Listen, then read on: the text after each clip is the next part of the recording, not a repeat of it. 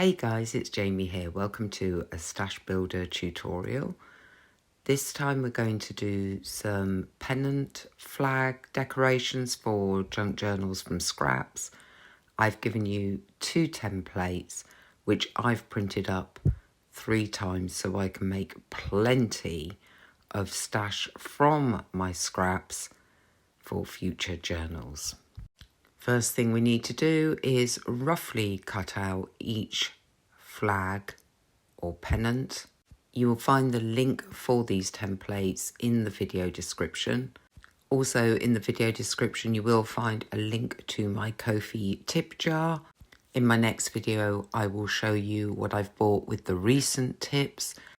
Also in the video description you will find a link to the Etsy shop where you can find printables and mega bundles. On my table to the left you can see a stack of scrap printables, hand printed papers, book pages, the usuals that I use in these tutorials. All I'm doing at the moment is gluing each of those pennant shapes onto scraps of paper using a glue stick. For variety, I also make a masterboard from various complementary scraps, which I will then add the pennants to the reverse and cut them out in the hopes of getting some kind of patterning of papers.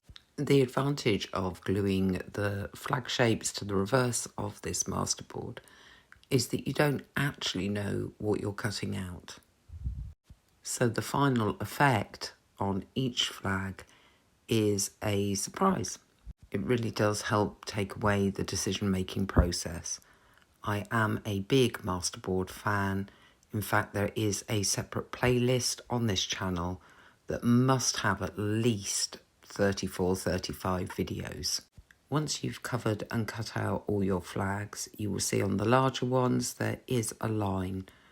You need to score along this line to fold it over. When this is added to the top of a page, you glue along that small score area so that it makes a tuck spot. I will demonstrate that later. Due to the 2 layers that you've got here with the covered flags, I'm bone folding that to make quite a sharp crease. I've also inked around the edges of the flags. These have been inked with black because they'll be for Gothic journals, even the apothecary journal. And having gathered a few flags together, all I'm doing is gluing them at different levels to make a large cluster of flags or our pennant page decoration. I glue some behind and above each other to create different levels of those points at the bottom. That layering does give the small decoration some interest. On this example, I'm using my all-purpose Uhu glue. You might use Fabri-Tac to add some lace to the top. On other examples that you'll see at the end of the video, I've used some half pearls, a safety pin, and fussy cuts that I've made really teeny tiny. On our over the page flag shapes, I'm going to use some stickers, fussy cuts, the usual style of collaging to give them some added interest. When I attach them to the page, I will probably use them as tuck spots, but you could also glue on a paperclip and use them as paper clips. This next section has a selection of photographs of the designs that I've made so you can see how I've changed it up with each set of these clusters. I'm sure you recognise some of these scraps. Some of them have washi tape added and other craft items to add some interest, catch the eye, make each one look a little bit different.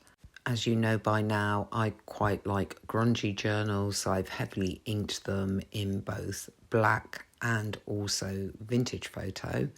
The black edging is for the more Gothic style journals that I do, the vintage photo for the more traditional printables that we have in our Etsy shop.